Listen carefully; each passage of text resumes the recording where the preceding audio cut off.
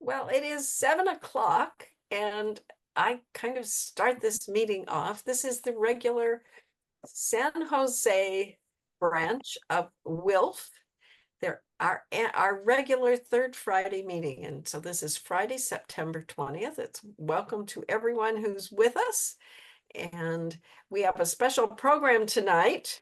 Oh, we always have special programs, but tonight is our very own Rowan, who's giving us a program, giving us a presentation about women and suffrage, particularly the women who made a big difference in the history of women and suffrage. But you know how this goes. We can't start a WILF meeting without the Raging Grannies starting off with their singing. All right, Shirley's going to lead us. So that means everybody else, including me, has to mute. Okay, go for it, Shirley. Down at the polling place, down at the polling place, down at the polling place, gonna go down and cast my vote. Down at the polling place, ain't gonna suffer fools no more. I ain't gonna suffer fools no more. I'm gonna settle up the score. I'll vote for peace instead of war. I ain't gonna suffer fools no more. The people's wills you can't ignore. I'll vote for peace instead of war. Gonna go down and cast my vote down at the polling place, down at the polling place, down at the polling place. Gonna go down and cast my vote down at the polling place. Ain't gonna suffer fools no more. I ain't gonna suffer fools no more. The laws for rich as well as poor. Clean government we will restore. I ain't gonna suffer fools no more. I'll raise my voice, now hear me roar. Clean government we will restore. Gonna go down and cast my vote down at the polling place, down at the polling place, down at the polling place. Gonna go down and cast my vote down at the polling place. Ain't gonna suffer fools no more. Yay, Shirley. Thank you. That was wonderful. Oh, what do we want from voting? We're a voice for everyone.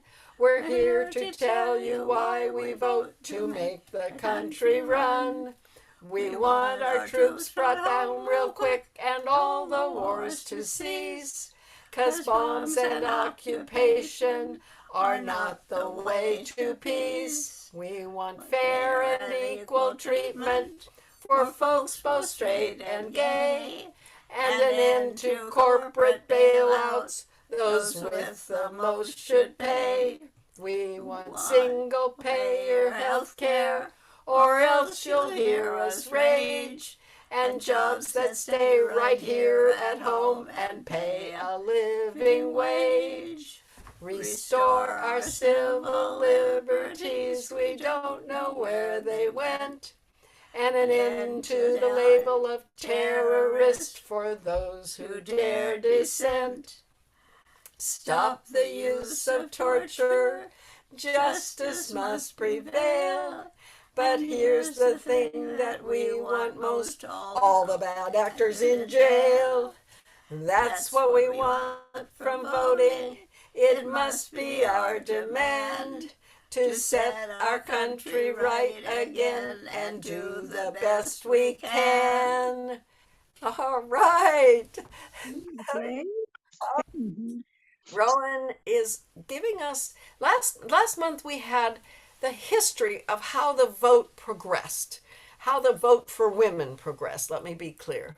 But there were many, many women who participated in that and were very important. And it was just too much information for one meeting. So tonight, here's the encore. Please help me welcome Rowan. Here you are.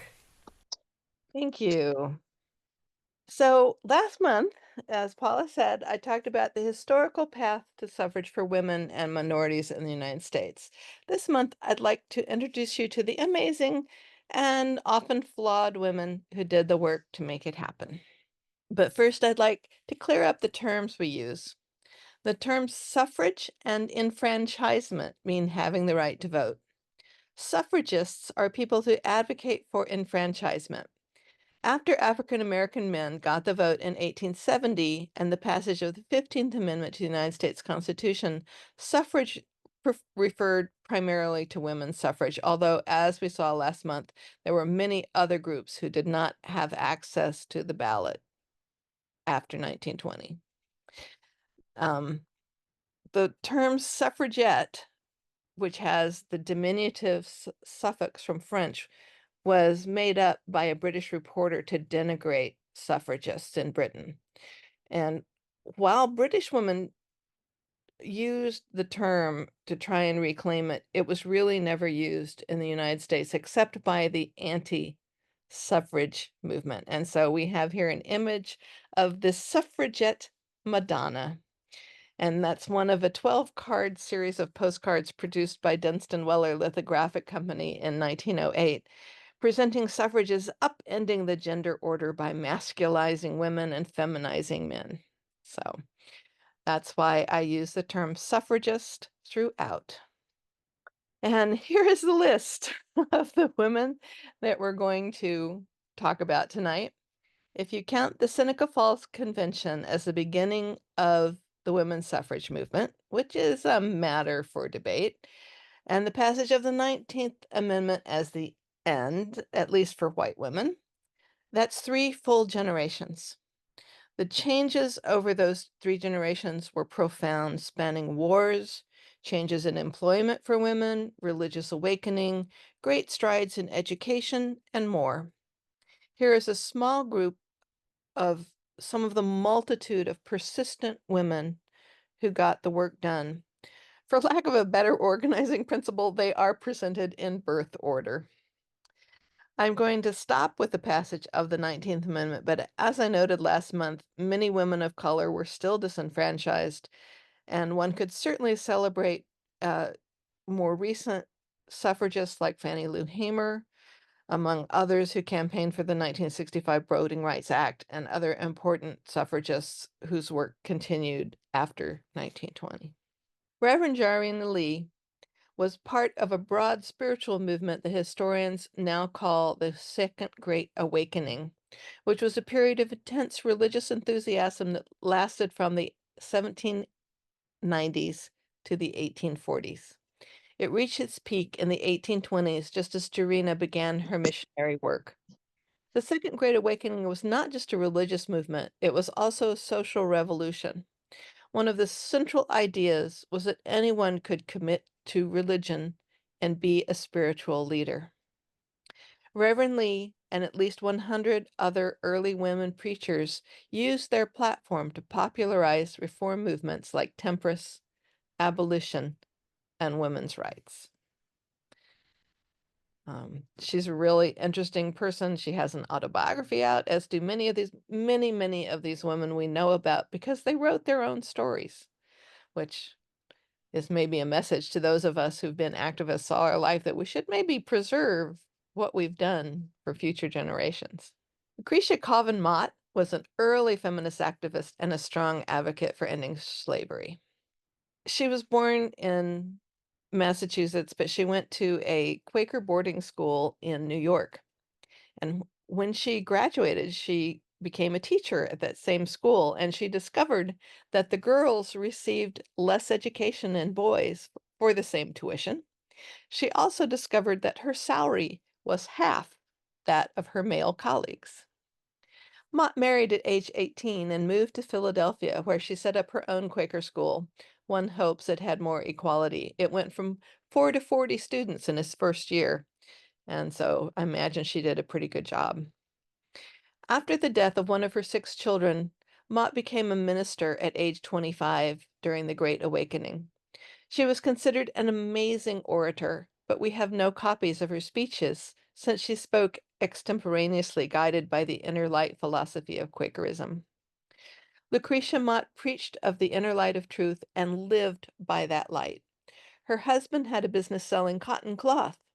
Cotton was produced by slaves. At great financial sacrifice, they switched the business over to woolen goods. They had already stopped wearing cotton or using cane sugar in their home. As a woman, Mott could not join the American Anti-Slavery Association. Not to be deterred, she and others formed the Philadelphia Female Anti-Slavery Society in December of 1833. 7 of the 18 women who signed the PFASS Constitution were Black, and 10 Black women appeared regularly in the society records. Mott was demonized by the press, particularly for walking in public with Blacks, inviting Black guests into her home, and other acts that were against city code. She also preached at Black churches. After the Civil War, Mott helped establish the American Equal Rights Association, which became one of the central women's suffrage organizations. Sojourner Truth was born Isabella Balmfree in rural Ulster County, New York. In her teens, she was united with an enslaved man with whom she had 5 children, beginning in 1815. In 1827, a year before New York's law freeing enslaved people was to take effect, Truth ran away with her infant Sophia to a nearby abolitionist family, the von Wageners. The family bought her freedom for $20 and helped Truth successfully sue for the return of her 5-year-old son, Peter, who had been illegally sold into slavery in Alabama. Truth moved to New York City in 1828, where she worked for a local minister. By the 1830s, she participated in the religious revivals of the Great Awakening and became a charismatic speaker. In 1843, she declared that Spirit had called her to preach the truth and renamed herself Sojourner Truth. As an itinerant preacher, Truth met abolitionists William Lloyd Garrison and Frederick Douglass. Garrison's anti-slavery organization encouraged Truth to give speeches about the evils of slavery. In 1850, she dictated what would become her autobiography, The Narrative of Sojourner Truth, to Olive Gilbert, who assisted in the publication. Truth never learned to read or write herself. She survived on her book sales, though, and the book brought her national recognition. In 1851, Truth began a lecture tour that included a women's rights conference in Akron, Ohio, where she delivered her famous Ain't I a Woman speech. Miss Truth did not say, Ain't I a woman? As noted above, she was born in New York State, and her first language was Dutch. Her speech was changed and rendered into Southern dialect by Frances Dana Barker Gage some 12 years later. Gage's version of the speech was republished in 1875, 1881, and 1889, and somehow became the historic standard. Sojourner Truth helped Blacks escape to freedom on the Underground Railroad after moving to Battle Creek, Michigan in 1857. In 1872, she attempted to cast her vote there in a local election. She saw achieving women's suffrage as essential in the fight for equality and would not settle to see Black men on an equal footing as white men, only to leave women without voting rights. Once the Civil War began, Truth helped recruit free Black men for the Union Army. Her Civil War work earned her an invitation to meet President Abraham Lincoln in 1864. Mary Ann McClintock is best known for her role in the formation of the women's suffrage movement and as an abolitionist. McClintock was born on February 20th, 1800 in Burlington, New Jersey. She married fellow Quaker Thomas McClintock. Thomas provided for their 4 daughters and son by working as a druggist and a minister. From the beginning of their marriage in 1820, they lived in Philadelphia until 1836. By 1833, Mary Ann was active in the anti-slavery movements in Philadelphia and, with Lucretia Mott, was one of the founding members of the Philadelphia Female Anti-Slavery Society. The family moved to Waterloo, New York in 1836, where Mary Ann took a more active role in the women's suffragist movement. Mary Ann had a hand in organizing the Seneca Falls Convention held in July 1848. The convention prevented the Declaration of Sentiments, which was drafted by Elizabeth Cady Stanton and Louisa Mott at Mary Ann's kitchen table. Mary Ann and her daughters Elizabeth and Mary Ann attended the convention and all signed the Declaration of Sentiments. Of the 68 women who signed the Declaration of Sentiments at Seneca Falls in 1848, only one, Charlotte Woodward Pierce, lived to see that day, but she was ill on Election Day 1920 and sadly never voted. So none of our foremothers who went to the Seneca Falls Convention voted in their lives, other than Sojourner Truth, who voted in Battle Creek, and Elizabeth Cady Stanton, who voted in Massachusetts. And there were various other women who voted, but their votes were never counted.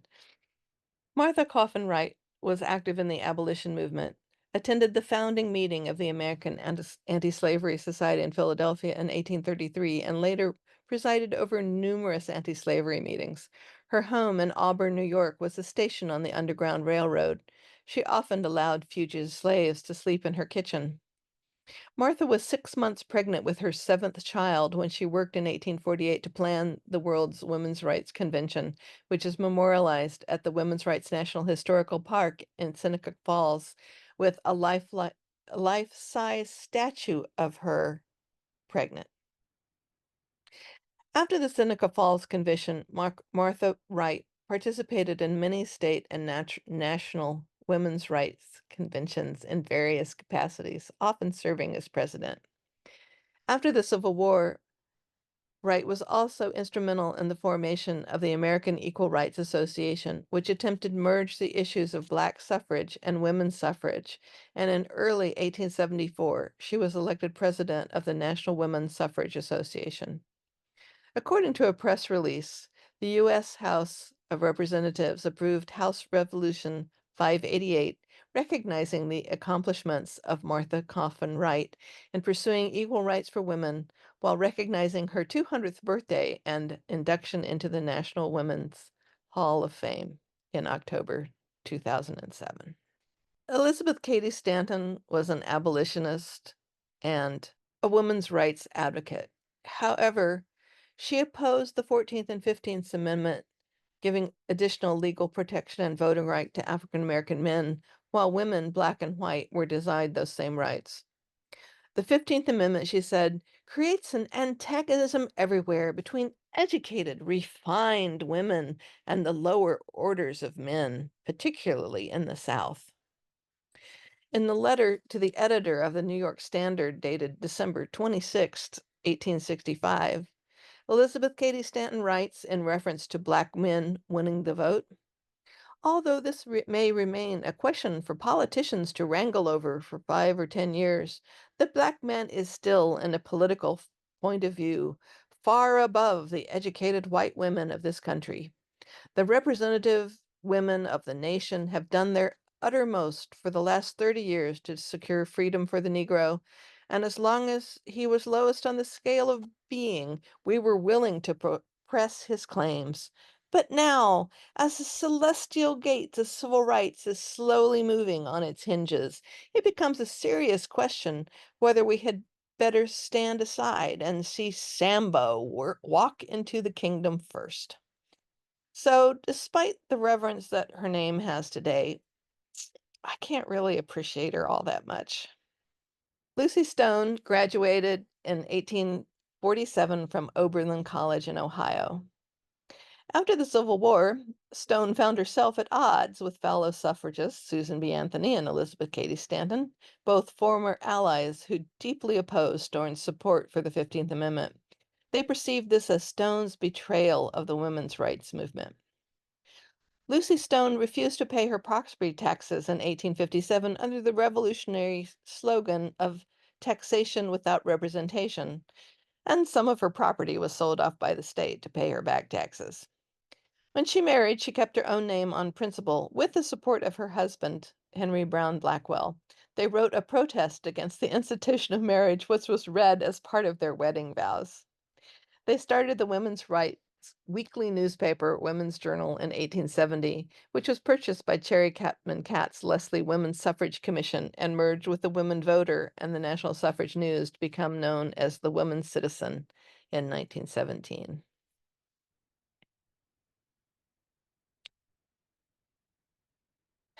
In 1878, Anthony and Stanton arranged for Congress to be presented with an amendment giving women the right to vote. Introduced by Senator Aaron Sargent, Republican of California, it later became known colloquially as the Susan B. Anthony Amendment. It was eventually ratified as the 19th Amendment to the U.S. Constitution in 1920. Anthony traveled extensively in support of women's suffrage, giving as many as 75 to 100 speeches per year and working on many state campaigns. She worked internationally for women's rights, playing a key role in creating the International Council of Women, which is still active. She also helped bring about the World's Congress of Representative Women at the World's Columbian Exposition in Chicago in 1893. When she began campaigning for women's rights, Anthony was harshly ridiculed and accused of trying to destroy the institution of marriage. Public perception of her changed radically during her lifetime, however. Her 80th birthday was celebrated in the White House at the invitation of President William McKinley. She became the first female citizen to be depicted on U.S. coinage when her portrait appeared on the 1979 dollar coin. Frances Ellen Watkins Hopper was a strong supporter of abolitionism, prohibition, and women's suffrage. She was also active in the Unitarian Church, which supported abolitionism. At the 11th National Women's Rights Convention in May 1866, Frances Harper called for women's suffrage, saying, "Justice is not fulfilled so long as women is unequal before the law." She was very outspoken, saying, "You white women speak here of rights. I speak of wrongs. I, as a colored woman, have had in this country an education that made me feel as if I were in the situation of Ishmael, my hand against every man, and every man's hand against me." After Harper delivered her speech, the National Women's Rights Convention agreed to form the American Equal Rights Association, which incorporated Afro-American suffrage into the women's suffrage movement. AERA was short-lived because of a falling out over the 15th Amendment's aim to enfranchise Black men without extending suffrage rights to women. Emmeline B. Wells, president of the Utah Women's Suffrage Association, once noted in her diary that Seraph had accompanied her to meet officials at the National Council of Women during their 1895 convention. Although the circumstances of Seraph's life did not allow for much public engagement, she still clearly retained her interest in political affairs. Wyoming was first by a month, but Utah was a very early suffrage state. The federal government, having dealt with slavery, wanted to get rid of polygamy, which they saw as another form of slavery. The Latter-day Saints rightly knew that if their women had the vote, they would vote in favor of polygamy. In multi-wife families, one of the women would often be sent back east to get an education while the other wives took care of the family. Universal suffrage in Utah lasted 17 years before the powers that be decided they didn't need the women's vote anymore. This mural of Seraph voting is in the Utah State Capitol, which I think is kind of cool. Matilda Jocelyn Gage was the youngest speaker at the 1852 National Women's Rights Convention held in Syracuse, New York. A tireless worker, public speaker, and author, Gage was regarded as one of the most logical, fearless, and scientific writers of the day. Along with Susan B. Anthony and Elizabeth Cady Stanton, Gage helped found the National Women's Suffrage Association in 1869. During 1878 to 1881, she published and edited The National Citizen, a paper devoted to the cause of women. She collaborated with Stanton and Anthony in writing the first 3 volumes of A History of Women's Suffrage, 1881 to 1887. She was the author of Women's Rights Catechism, 1868, Woman as Inventor, 1870, Who Planned the Tennessee Campaign, 1880, and Women, Church, and State, 1893. For many years, she was associated with the National Women's Suffrage Association, but when her views on suffrage and feminism became too radical for many of its members, she founded the Women's National Liberal Union, whose objects were to assert women's natural right to self-government, to show the cause of delay in recognition of her demand, to preserve the principles of civil and religious liberty, to arouse public opinion to the danger of a union of church and state through an amendment to the Constitution, and to denounce the doctrine of women's inferiority. She served as president of this union from its inception in 1890 until her death in Chicago in 1898. Her name is the eponym for the Matilda effect, which describes a tendency to deny women credit for scientific invention. She also influenced her son-in-law, L. Frank Baum, the author of The Wonderful Wizard of Oz. Ellen Clark Sargent was a leading voting rights advocate and a friend of suffrage leaders. At age 74, she became a tax protester. Her position was simple. Why should she have to pay taxes to a government that wouldn't let her vote? She lost her court case, but continued to file tax protests. Her actions caused other wealthy women taxpayers to also protest. Finally, in 1911, a California referendum amended the California Constitution to give women the right to vote. Ellen died on July 13th, 1911, in San Francisco during that campaign. The city of San Francisco held its first public memorial for a woman, and state flags were flown at half-mast. Victoria Woodhull was an amazing activist and thinker. Together with her sister, Timothy Claflin, she was the first woman to operate a brokerage firm on Wall Street. They were among the first women to found a newspaper in the United States, Woodhull and Claflin's Weekly, which began publication in 1870. While many historians and authors agree that Woodhull was the first woman to run for the presidency, some disagree with classifying it as a true candidacy because she was younger than the constitutionally mandated age of 35. Woodhull's 35th birthday was in September of 1873, 6 months after the March inauguration. Victoria Woodhull addressed the Judiciary Committee of the U.S. House of Representatives in 1870, arguing that women have the right to vote under the 14th Amendment. The committee rejected her argument. Josephine Saint-Pierre Ruffin was born in a small Black community of Beacon Hill in 1842, where she grew up surrounded by the abolitionist ideas of justice, equality, and political representation. Her earliest public service dates to the Civil War, during which Ruffin recruited African American men for the 54th and 55th Massachusetts Infantry Regiments.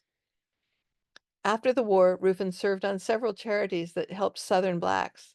In the following decades, Ruffin participated in numerous clubs and service organizations in the Boston area, often skillfully maneuvering between white and Black communities to do so. The Women's Era Club, a women's club primarily for Black women, was one of Josephine Saint-Pierre Ruffin's greatest achievements. Established in 1893, the Women's Era Club had 2 purposes: to offer its members opportunities for self-improvement and to address issues that directly affected the African American community, from local politics and education to the debilitating discrimination and terrorism of Black Americans in the South. The club's corresponding publication, The Woman's Era, quickly became nationally recognized voice of Black women, club women. We talked about women's clubs last month. This is one of those clubs. Ruffin and her daughter, Florida Ruffin Ridley, used this publication to bring Black cub women to Boston in 1895 for the first National Conference of Colored Women in America. Ruffin dedicated her life to bettering the lives of women and Black Americans both locally and nationally. She was called a woman of rare force of character, mental alertness, and of generous impulses by Booker T. Washington. Anna Elizabeth Dixon grew up in poverty. Her formal education took place mainly at the Friends Select School in Philadelphia, but she was an avid reader and early developed the habit of expressing herself in public questions. At age 14, she published an article in William Lloyd Garrison's The Liberator. In 1860, she addressed the Pennsylvania Anti-Slavery Society, and in early 1861, she spoke in Philadelphia on women's rights and wrongs, to such effect that she received invitations to speak at several platforms throughout New England. Much of Dickinson's work in 1863 was on behalf of the Republican Party. In January 1864, she addressed a gathering including President Abraham Lincoln at the U.S. Capitol. After the Civil War, she went on the Lyceum circuit, delivering addresses across the country on Reconstruction, in which she advocated harsh treatment for the South, women's work and wages, white sepulchres, her attack on Mormonism, demagogues and working men, Between Us Be Truth on the social evil, that is venereal disease, and her favorite, Joan of Arc. She published What Answer? 1868 on the topic of interracial marriage, A Paying Investment, 1876 on various social reforms, and A Ragged Register of People, Places, and Opinions, 1879, a memoir. She was very highly paid on the Lyceum lecture circuit, sometimes making $20,000 for a single lecture.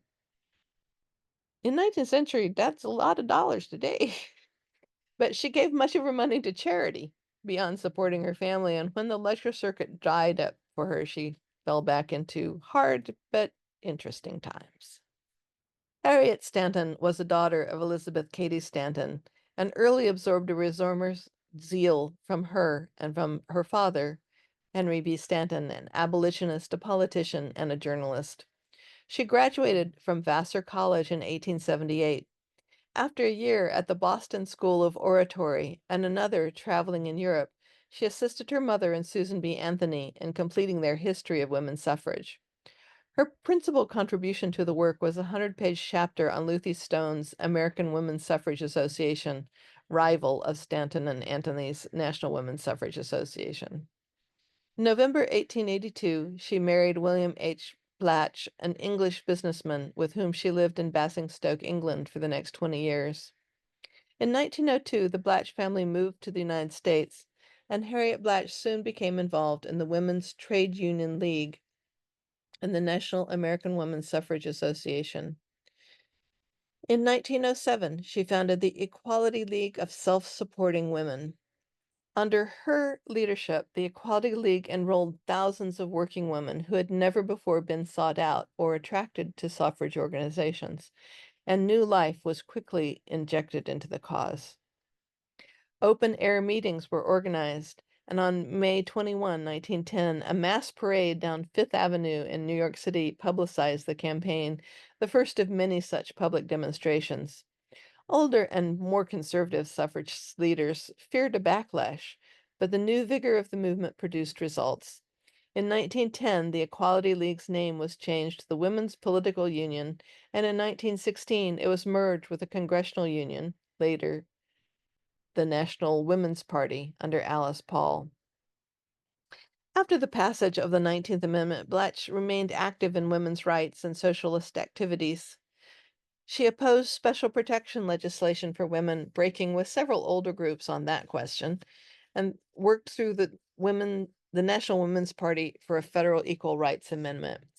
Her books include Mobilizing Women Power, 1918, and A Woman's Point of View, Some Roads to Peace, 1920.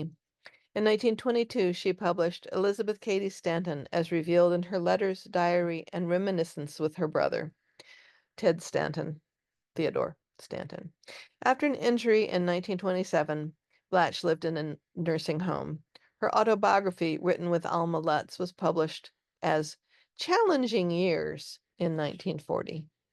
Cherry Lane Chapman Catt, an Iowa State University alumna who voted most of her life to the expansion of women's rights around the world and international peace.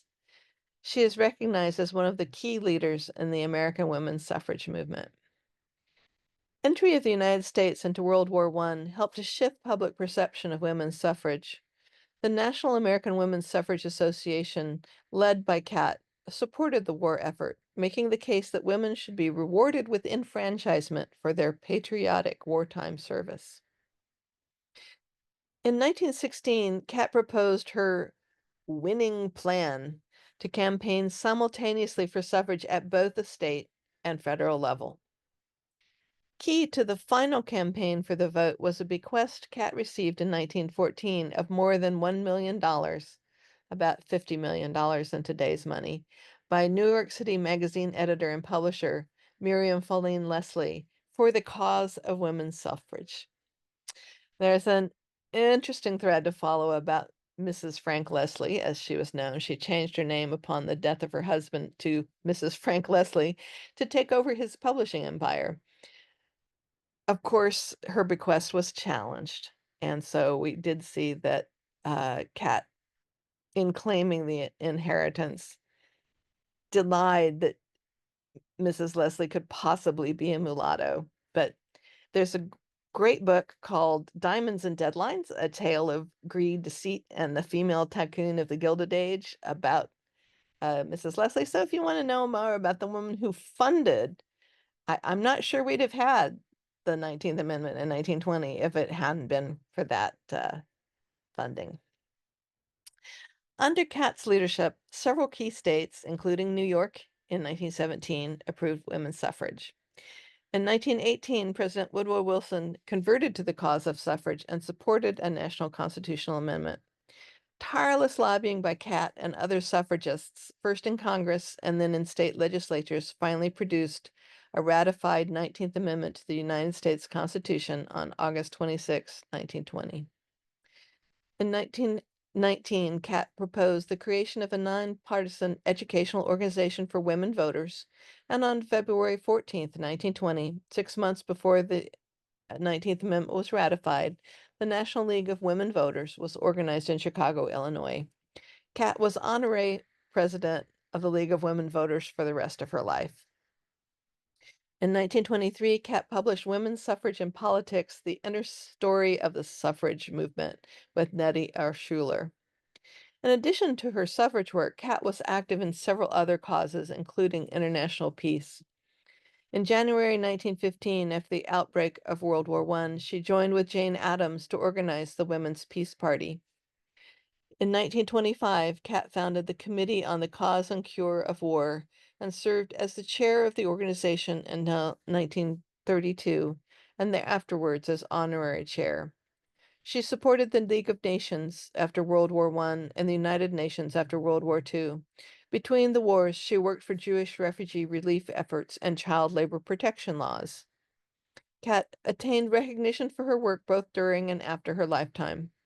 In 1926, she was featured on the cover of Time magazine, and in 1930, she received the Pictorial Review Award for her international disarmament work. In 1971, Catt received the Chi Omega Award at the White House for from her longtime friend, Eleanor Roosevelt. She was inducted into the Iowa Women's Hall of Fame in 1975 and into the National Women's Hall of Fame in 1982. In 1992, Catt was named one of the 10 most important women of the century by the Iowa Centennial Memorial Foundation. At Iowa State, the Carrie Chapman Catt Center for Women in Politics was founded in her honor in 1992, and the old botany building on the central campus was renovated and renamed Carrie Chapman Catt Hall in 1995. Jane Addams was a founder of WILPF. I feel like we probably all have our favorite part of the story of her life.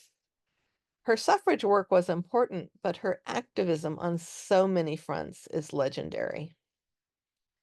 Adams graduated at the top of her class from Rockford Female Seminary in 1881, part of a new generation of college-educated, independent women that historians have called the New Women. She sought to put her education to greater use. Jane Addams was a progressive social reformer and activist on the front line of the settlement house movement in the late 19th and early 20th centuries. Addams worked with labor as well as other reform groups toward goals including the first juvenile court law, tenement house regulation, an 8-hour working day for women, factory inspection, and workers' compensation. She strove, in addition, for justice for migrants and blacks, advocated research aimed at determining the cause of poverty and crime. She was active in the women's suffrage movement as an officer in the National Women's Suffrage Association and as a pro-suffrage columnist. In 1910, she became the first woman president of the National Conference of Social Work, and in 1912, she played an active part in the Progressive Party's presidential campaign for Theodore Roosevelt. At The Hague in 1915, she served as chairwoman of the National Congress for Women, following which was established the Women's International League for Peace and Freedom. She was also involved in the founding of the National Civil Liberties Union in 1920. She was among the founders of the National Association for the Advancement of Colored People. She became internationally respected for her peace activism that ultimately won her the Nobel Peace Prize in and is the first American woman to receive that honor. Among Adams' books are Democracy and Social Ethics, 1902, Newer Ideals of Peace, 1907, 20 Years at Hull House, 1910, and the second 20 Years at Hull House, 1930. And as we all know, as WILPF members, she was declared the most dangerous woman in America because of her activism. Coralie Franklin Cook was an educator, public speaker, and government official. Franklin Cook and Terrell became prominent leaders among elite African American women and the Black Women's Club movement. They were early members of one of the oldest Black women's club, the Colored Women's League of Washington, which eventually moved with other groups to form the National Association of Colored Women's Clubs in 1896. The 19th Amendment, granting the women the right to vote, was certainly a victory. However, as noted in a publication published by the League of Women Voters, for women who were not white, wealthy, and educated, it remained an incomplete one. Black men had been granted the right to vote in 1870 with the 15th Amendment, yet actual attempts to exercise that right had been repeatedly met with mob violence and lynching. Black women now faced those same obstacles to their rights, and women like Cook, who had carried the suffrage banner, found themselves standing alone in facing them. Seemingly, as far as white women were concerned, the battle was over, according to an article written by Catherine Gardner. Ida B. Wells. In her lifetime, she battled sexism, racism, and violence. As a skilled writer, Wells also used her skills as a journalist to shed light on the condition of African Americans throughout the South. Ida B. Wells was born in Holly Springs, Mississippi on July 16th, 1862. She was born into slavery during the Civil War. Once the war ended, her parents became politically involved in Reconstruction-era politics. She herself held strong political opinions and provoked many people with her views on women's rights. At the age of 24, she wrote, "I will not begin at this late day by doing what my soul abhors, sugaring men, weak, deceitful creatures, with flattery to retain them as escorts or to gratify a revenge." Wells co-owned and wrote for the Memphis Free Speech and Headlight newspaper, where her reporting covered incidents of racial segregation and inequality. Eventually, her investigative journalism was carried nationally in Black-owned newspapers. Subjected to continued threats and criminal violence, including when a white mob destroyed her newspaper office and presses, Wells left Memphis for Chicago, Illinois. Throughout the 1890s, Wells documented lynching in the United States in articles and through pamphlets such as Southern Horrors, Lynch Law in All Its Phases, and The Red Record, which debunked the fallacy frequently voiced by whites at the time that all Black lynching victims were guilty of crimes. Wells exposed the brutality of lynching and analyzed its sociology, arguing that whites used lynching to terrorize African Americans in the South because they represented economic and political competition, and thus a threat to the loss of power for whites. Wells Barnett traveled internationally, shedding light on lynching to foreign audiences. Abroad, she openly confronted white women in the suffrage movement who ignored lynching. Because of her stance, she was often ridiculed and ostracized by women's suffrage organizations in the United States. Nevertheless, Wells Barnett remained active in the women's rights movement. She was a founder of the National Association of Colored Women's Clubs, which was created to address issues dealing with civil rights and women's suffrage. Although she was in Niagara Falls for the founding of the NAACP, her name is not mentioned as an official founder, though you'll often see her credited as such. And we talked last month about the 1913 suffrage parade in DC. She was told Black women need to walk at the back, and that was not okay with her. She waited with two other women from Chicago who were white who were supporting her. And when the Chicago contingent came on, all three of them joined the contingent so that Ida B walked with her contingent, not at the back of the line. Mary Louise Bottineau Baldwin traveled to Washington, D.C. In the 1890s to defend the treaty rights of Native people before Congress. President Theodore Roosevelt appointed her as clerk to the offices of Indian Affairs, the first Native American to hold a federal position. The Washington College of Law was started in 1896 by Ellen Spencer Mussey and Emma Gilbert in Mussey's law offices when a handful of women asked to study with them. Traditional law schools refused to admit women. It was the first law school founded by women, the first with women serving as dean, and the first to graduate a class of all women. They merged with American University in Washington, D.C. in 1949. In the beginning, the law school accepted only white applicants, although Mary Bottineau Baldwin graduated in 1914. The school graduated their first African American student in 1953. Mary Church Terrell, who I mentioned before, was the daughter of former slaves. She was born in September of 1863 in Memphis, Tennessee. Her father, Robert Reed Church, was a successful businessman who became one of the South's first African American millionaires. Her mother, Louise Ayres Church, owned a hair salon. And Overland College graduate, both bachelor's and master's, Terrell was part of the rising Black middle and upper class who used their position to fight racial discrimination. Her activism was sparked in 1892 when her childhood friend Thomas Moss and his two employees were lynched in Memphis by whites because of his wholesale grocery business competing with theirs.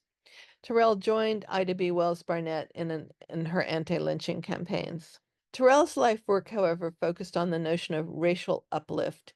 In 1896, she helped found the National Association of Colored Women. In her words, lifting as we climb, which became the NACW motto. She was president of that association from 1896 to 1901. And I found a pin, which is there by her name with that motto on it, lifting as we climb, climbing up the mountain there together. Even though the 19th Amendment was supposed to give all women the right to vote, many Black women and men were still barred from voting by discriminatory state laws. Terrell spent the rest of her life advocating for both women and African American rights and ending segregation in Washington, D.C. In 1940, she published her autobiography, A Colored Woman in a White World, outlining her experiences with discrimination. In 1948, Terrell became the first Black member of the American Association of University Women after winning an anti-discrimination lawsuit. In 1950, at age 86, she challenged segregation in public places by protesting the John R. Thompson restaurant in Washington, D.C. She was victorious when, in 1953, the Supreme Court ruled that segregated eating facilities were unconstitutional, a major breakthrough for the civil rights movement. And as it says on the slide, she fought for women's suffrage and civil rights because she realized that she belonged to the only group in this country with two such huge obstacles to surmount, both sex and race. Dr. Mary McLeod Bethune was an educator, philanthropist, humanitarian, womanist, and civil rights activist. After the passage of the 19th Amendment, Bethune continued her efforts to help Black people gain access to the polls. She solicited donations to help Black voters pay poll taxes, provided tutoring for voter registration literacy tests at Daytona Normal and Industrial Institute, and planned mass voter registration drives. Her desegregation efforts saved lives, building hospitals that treated people of color in Florida. Her hospital and its nurses were also praised for their efforts in the 1918 influenza outbreak. In 1931, Daytona's public hospital, Halifax, agreed to open a separate hospital for people of color. Black people could not fully integrate into public hospital's main location until the 1960s. A statue was erected to her honor in Lincoln Park, Washington, D.C. It was the first monument honoring an African American or a woman to be installed in a public park in the District of Columbia. This slide the side of it is engraved with a passage from her last will and testament. I leave you love. I leave you hope. I leave you the challenge of developing confidence in one another. I leave you a thirst for education. I leave you a respect for the use of power. I leave you your face. I leave you your racial dignity. I leave you a desire to live harmoniously with your fellow men. I leave you a responsibility to our young people. There are many paintings and sculptures featuring Dr. Bethune around the country, and many schools are named in her honor as well. A statue of Mary McLeod Bethune was unveiled on July 13th, 2022 in the United States Capitol, making her the first Black American represented in the National Statuary Hall collection. Oh, the shoulders we stand on in our work. Sitkalasa, redbird, also known as Gertrude Simmons Bonin, was a Native American musician, writer, and activist who fought for women's suffrage and Indigenous voting rights in the early 20th century. Her writings and activism led to citizenship and voting rights, not only for women, but for all Indigenous people. As a girl, she suffered under removal to a Quaker One boarding school, a so-called Indian school. Whilst the missionary school taught her English literally, she was beaten and punished for speaking her tribal language and practicing her Sioux culture. She later trained as a teacher and was a violinist, studying at the New England Conservatory of Music. At the Paris Exposition in 1900, she performed a violin solo with the Carlisle Indian Band. Later, in 1913, she worked with a composer to write the opera Sundance, which utilized traditional Yankton rituals, dance, and melodies.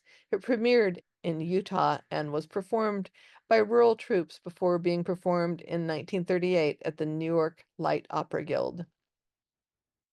While studying music in Boston, she began to work on her writings. She wrote autobiographical essays and short stories under her Sioux name, Sitkalasa, meaning redbird in the Yankton language.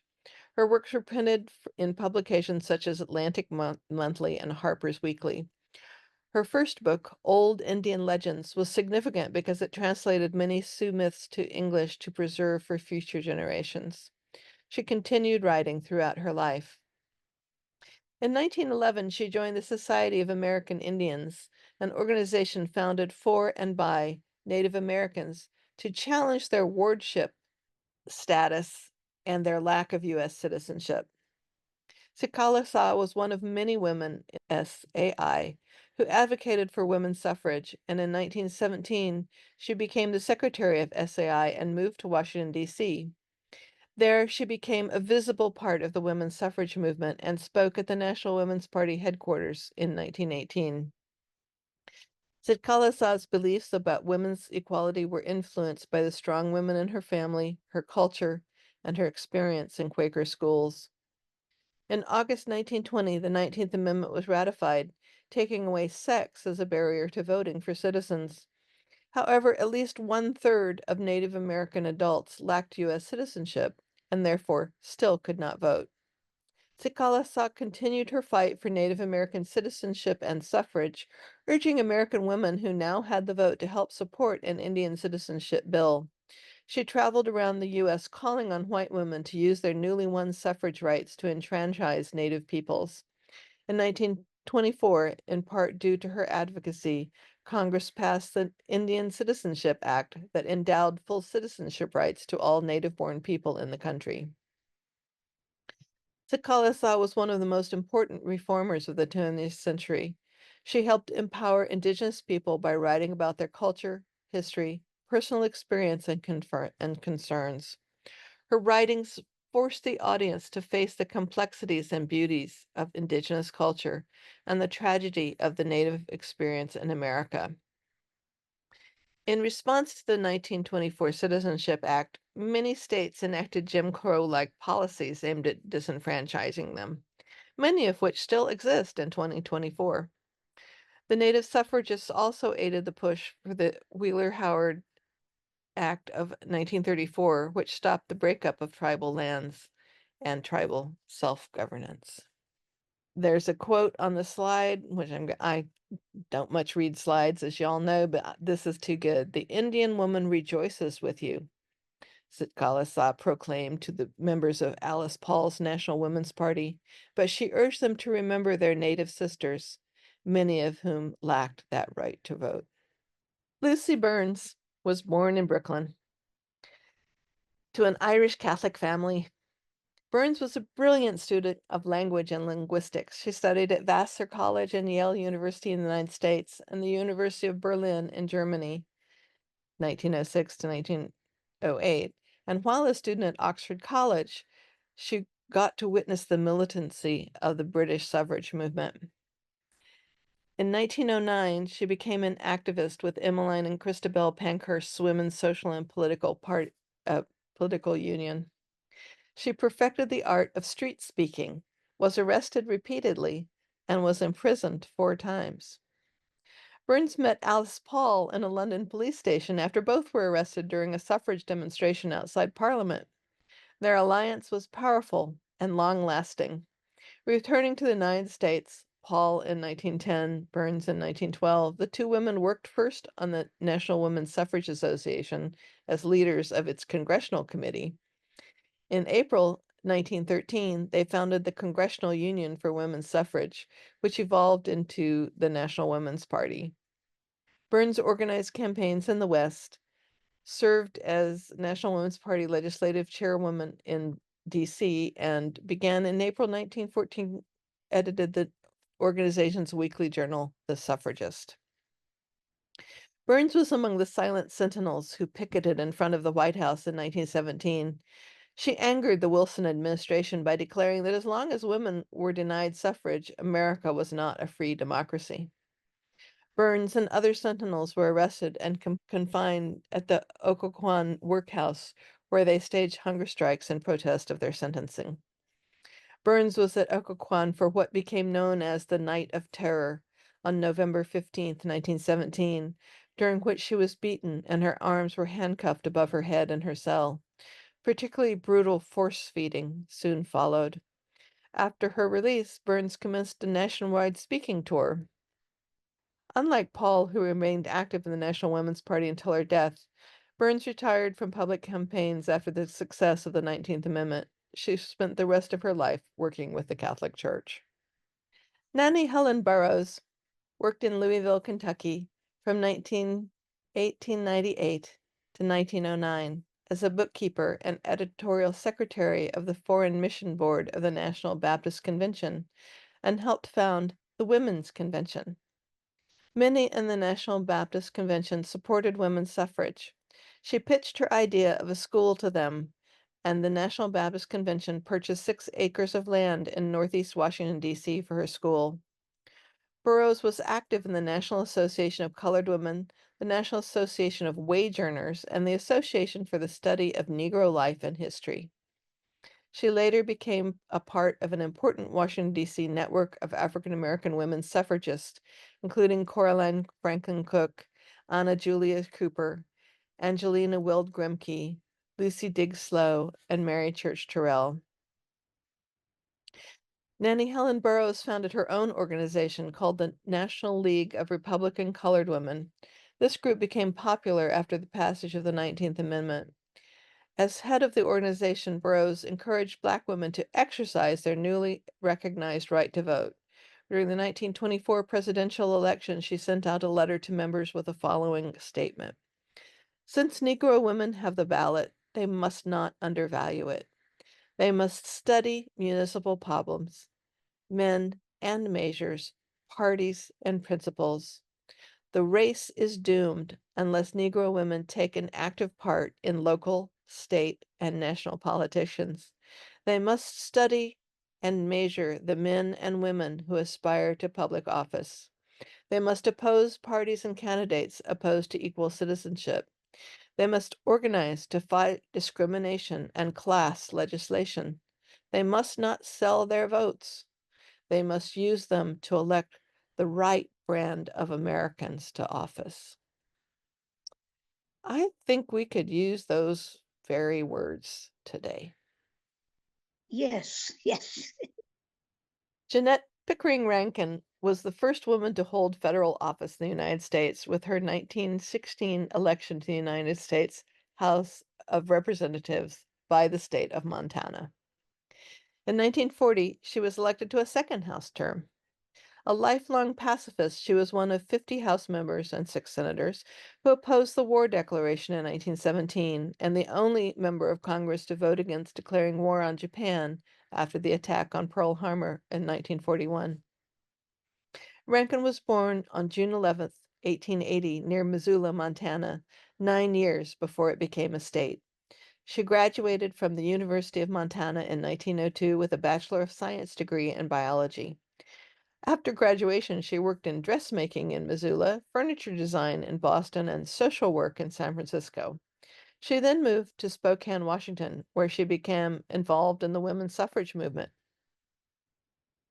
helping organize the Women's Suffrage Party and working as a lobbyist for the National Women's Suffrage Association. In February 1911, Rankin became the first woman to speak before the Montana legislature on behalf of women's suffrage. In the U.S. House, Rankin was instrumental in initiating the legislation that became the 19th Constitutional Amendment, granting women the right to vote. In January 1918, she opened congressional debate on a constitutional amendment granting universal suffrage to women that passed in the House but was defeated in the Senate.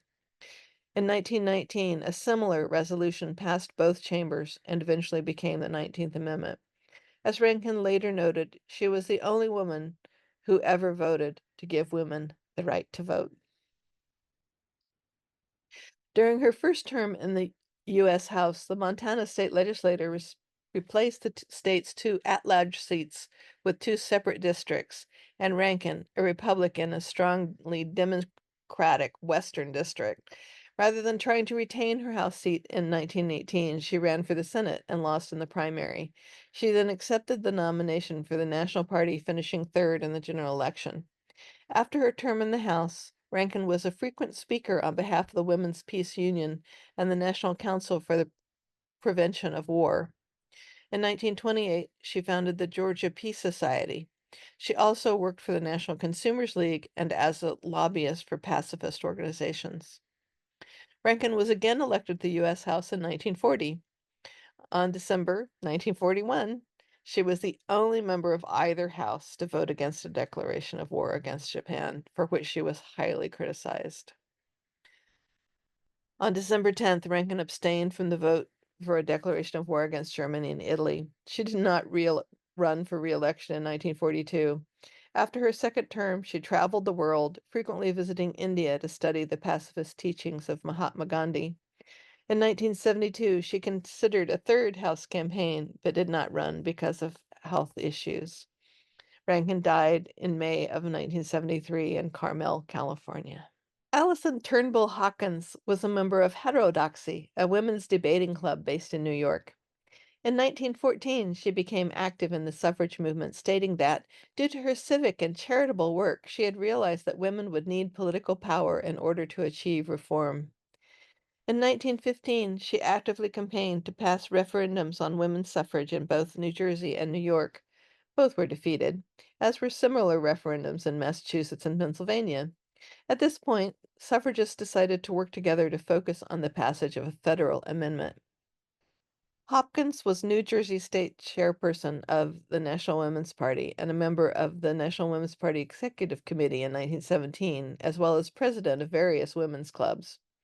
Her husband was a supporter of President Woodrow Wilson, and he served on the Democratic National Committee in 1916.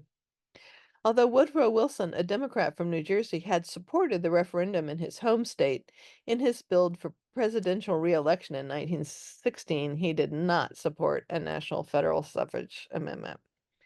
Hopkins was arrested in July 1917 for picketing the White House and sentenced to 20 days at Occoquan Workhouse. She was pardoned by President Wilson after 3 days at the request of her husband.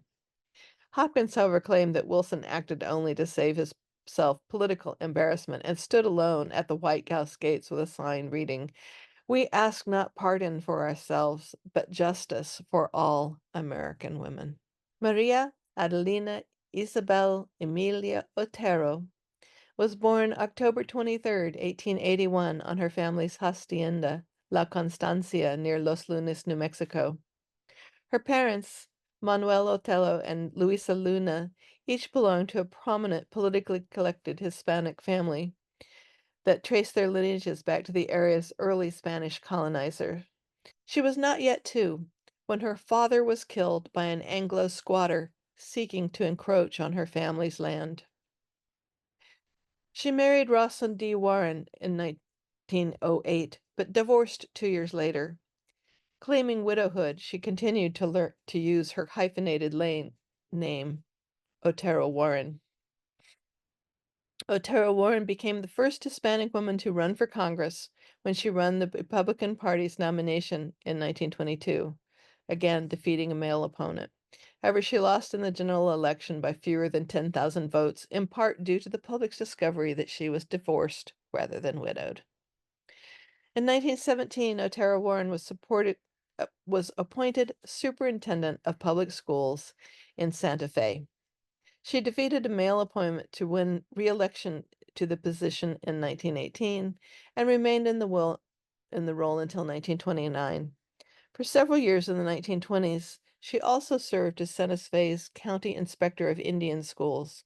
In that role, she criticized the federal government for the poor condition of the schools and argued that the boarding schools threatened Indian family life and cultural stability. She strove to improve education for all New Mexicans, working especially to advance bicultural education and to preserve cultural practices among the state's Hispanic and Native American communities. In 1916, she was elected vice chair of the newly formed New Mexico branch of the Congressional Union, soon to be the National Women's Party. When the chair stepped down in 1917, Otero Warren took over the role at the request of Alice Paul. She emphasized the necessity of Spanish in the suffrage fight to reach Hispanic women and spearheaded the lobbying efforts for the 19th Amendment in New Mexico. In the early 1930s, together with her partner, Marnley Maders, Otero homesteaded 1,257 acres of land just northwest of Santa Fe, which they named Las Dos, the Two Women Ranch. In 1936, Otero Warren published Old Spain in Our Southwest, a book of stories from her childhood at Los Lunas. She and Maters established Las Dos Realty and Insurance Company in 1947.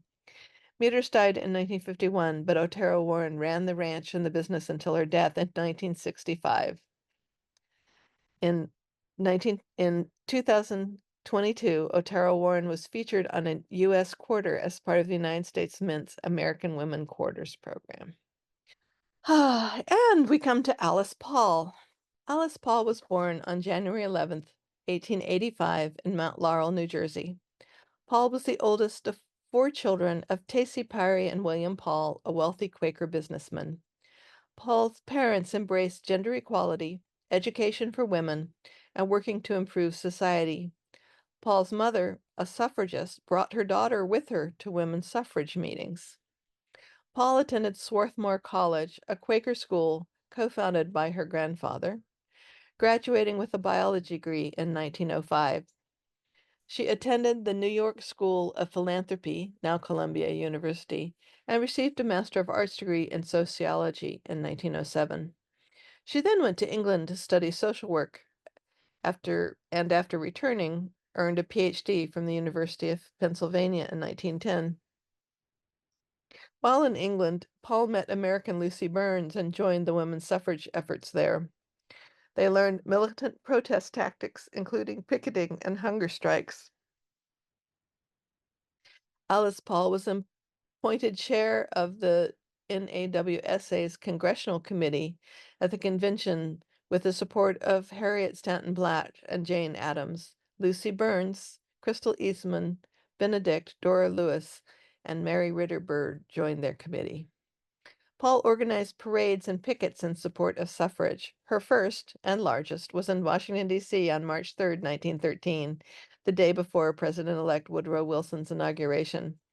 Approximately 8,000 women marched down with banners and floats down Pennsylvania Avenue from the White House from the Capitol to the White House, while 500,000 spectators watched, supported, and harassed the marchers. On March 17th, Paul and other suffragists met with Wilson, who said it was not yet time for an amendment to the Constitution. On April 7th, Paul organized a demonstration and founded the Congressional Union for Women's Suffrage to focus specifically on lobbying Congress. In January 1917, Paul and over 1,000 silent sentinels began 18 months of picketing the White House, standing at the gates with signs such as, "Mr. President, how long must women wait for liberty?" They endured verbal and physical attacks from spectators, which increased after the U.S. entered World War I. Instead of protecting the women's right to free speech and peaceful assembly, the police arrested them on the flimsy charge of obstructing traffic. Paul was sentenced to jail for 7 months, where she organized a hunger strike in protest. Doctors threatened to send Paul to an insane asylum and force-fed her, while newspaper accounts of her treatment garnered public sympathy and support for suffrage. By 1918, Wilson announced his support for suffrage. It took 2 more years for the Senate, House, and the required 36 states to approve the amendment. After the adoption of the 19th Amendment, Alice Paul and the National Women's Party began to work on an Equal Rights Amendment, which they believed was a necessary additional step towards equality. And she wrote the first version of the Equal Rights Amendment, which was introduced in every session of Congress from 1923 until it passed in 1972, but was not ratified within the deadline. So we're still waiting. Inez Milholland Beausoleil was an American suffragist and labor lawyer. She's best known for leading the 1913 Women's Suffrage Parade in Washington, D.C., dressed in a flowing white cloak and crown and riding a white horse. Although she took advantage of her reputation as the most beautiful suffragist, her commitment to social change was far from symbolic. She was a talented speaker and a passionate advocate for women's rights, socialism, and pacifism. Mulholland was born to a wealthy family in Brooklyn, New York. She grew up in New York and London. Her father was a supporter of the NAACP and often funded W.E.B. Du Bois. So she grew up in a progressive household and became a free thinker, living in avant-garde Greenwich Village. While in England, she met the militant suffragist Emmeline Pankhurst and became a political radical. As a student at Vassal College, Milholland challenged a rule that banned discussion of suffrage on campus by holding meetings in a nearby cemetery. After graduating from Vassar in 1909, Milholland started working as a suffrage orator in New York City. Milholland also advocated for women's labor rights. She was arrested picketing alongside female shirtwaist and laundry workers during the strikes led by the International Ladies Garment Workers Union in 1909 and 1910. She also used her resources as a member of an upper-class family to pay bail for other strikers and organize fundraisers. After being rejected from several law schools because she was a woman, Milholland earned a law degree from New York University in 1912. A new woman from the early 20th century, she flouted social conditions, spoke freely of sex, and proposed marriage to a man, Eugène Bossin, a like-minded Dutch citizen. He accepted. They married in 1913, and the United States promptly stripped her of her citizenship, a consequence of the Expatriation Act of 1907, which required that a woman take the nationality of her husband. This also happened to Blatch, who we talked about before, who married a Brit. So because she was required to become a Dutch citizen, she wouldn't be able to vote even if all women won the right, but she kept on fighting anyway because it was important. Komako Kimura was a Japanese suffragist. And by the time she visited America in 1917, she'd been working toward achieving suffrage in Japan for about 5 years, to no avail. During her visit, she met with the first female member of Congress, Jeanette Rankin, as well as President Woodrow Wilson. She famously marched in the October 27, 1917 suffrage march in New York. After being put on trial for her women's advocacy in Japan, she moved to America with her husband, Kimura Hideo, who had majored in religious studies at UC Berkeley. During this time, Komako continued to advance her career in acting, as well as advocate for women's suffrage. Most notably, she performed at Carnegie Hall and on Broadway. They went back to Japan, but returned to America in 1925, and she wrote several books about meditation and breathing techniques, including a textbook on the art of dancing and the art of kannon. So, suffrage for all women in all countries. Bertha Pitts Campbell. This story has a lot of resonance for me because our local Dutch Florida sorority sisters are very involved in our Get Out the Vote work and other causes in Santa Clara County. Bertha Pitts Campbell was born in Winfield, Kansas. She was reared in Montrose, Colorado. And also, although she received a scholarship to go to college in Colorado, she chose instead to attend the all-black Howard University in Washington, D.C. She entered the school in 1909 and graduated in 1913, the year her sorority was founded and the year she marched with suffragists down the streets of the nation's capital.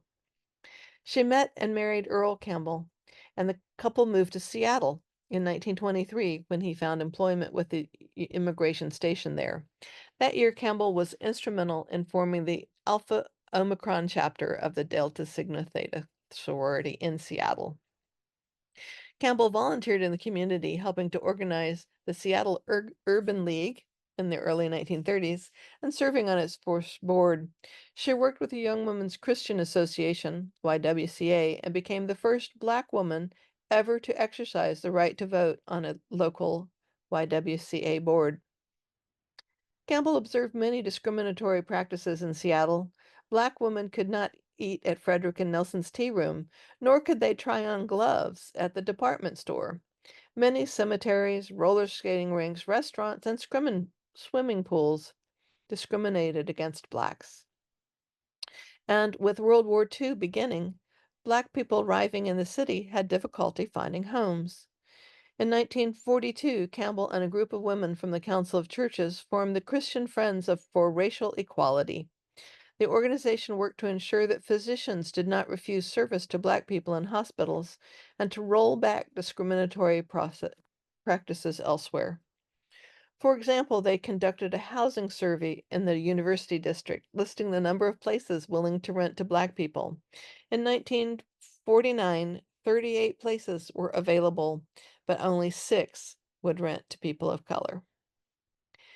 In 1981, at age 92, Campbell led 10,000 members of her Delta Sigma Theta sorority in a march down Pennsylvania Avenue in Washington to commemorate their participation in the organization of the Suffrage March in 1913.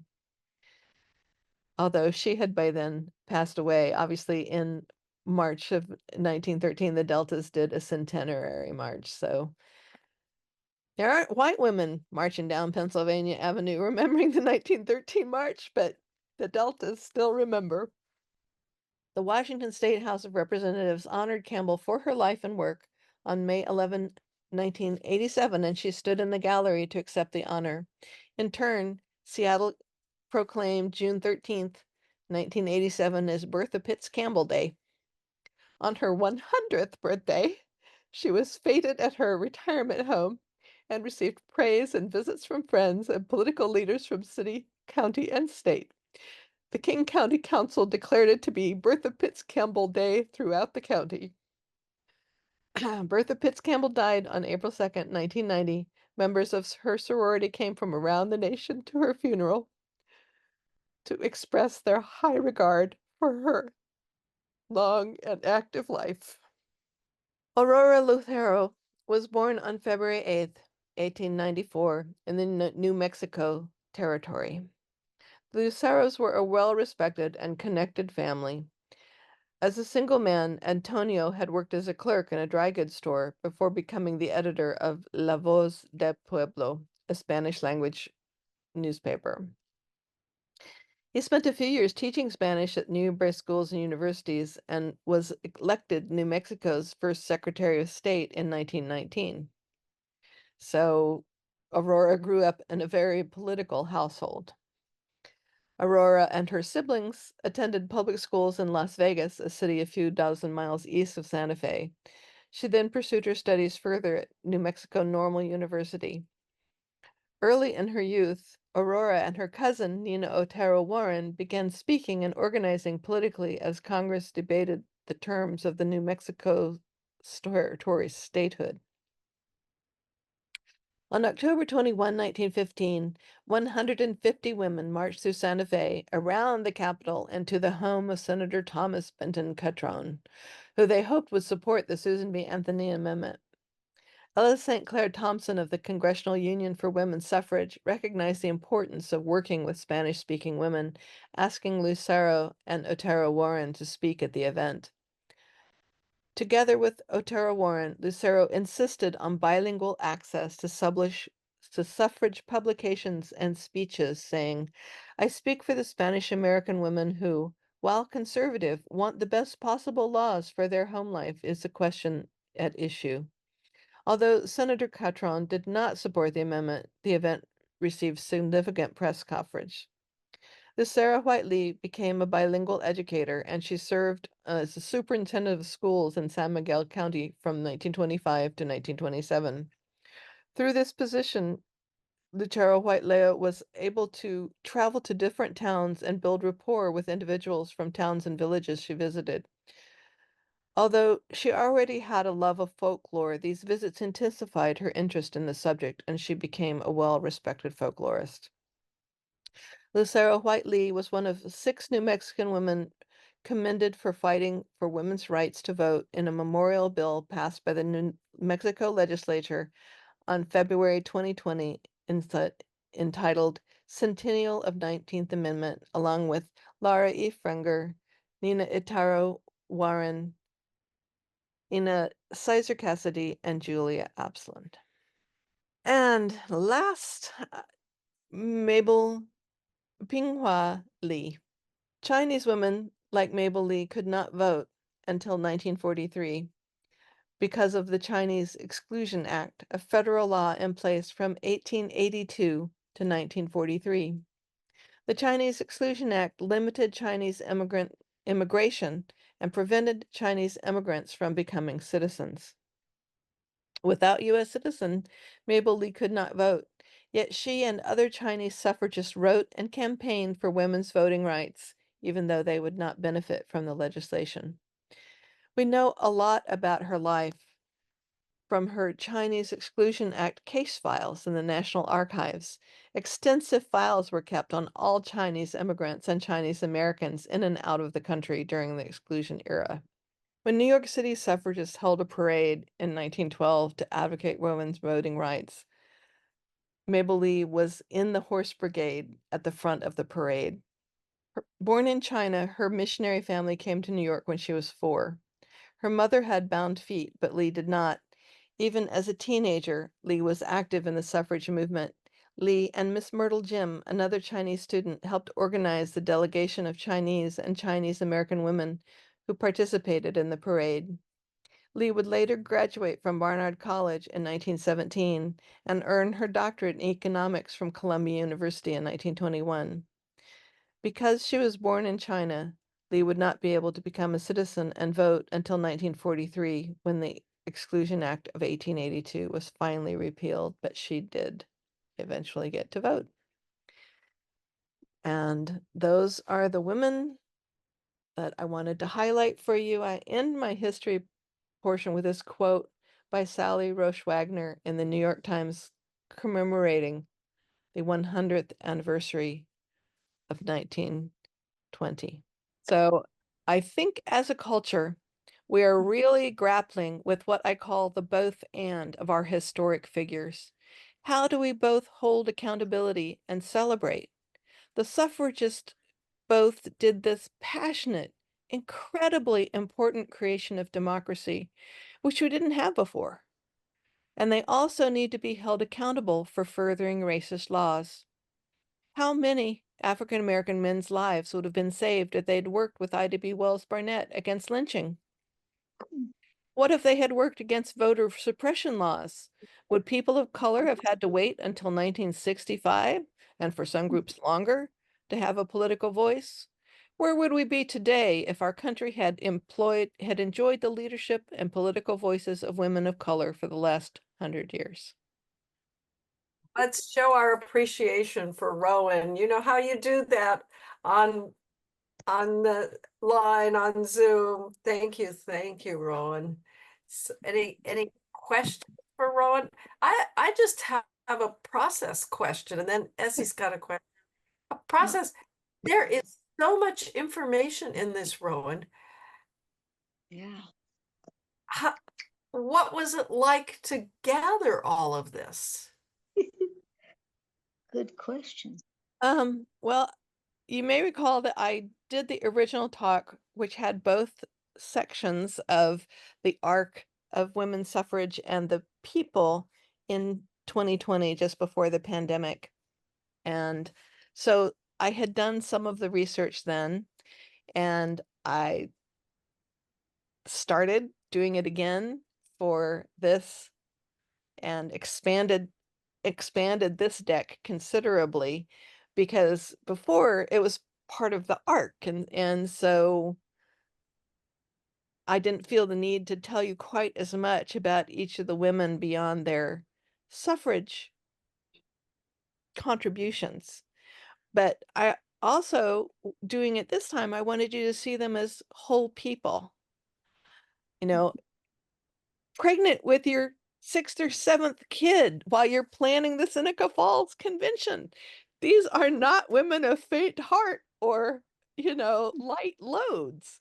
And I think their example is something for us. We stand on their shoulders, and it's up to us to carry on universal suffrage for everybody as an idea, and to work against the voter suppression laws that are happening right now in 2024, because there are forces in our country which do not believe in universal suffrage. And women fought and died and were force-fed and beaten to get these rights for us.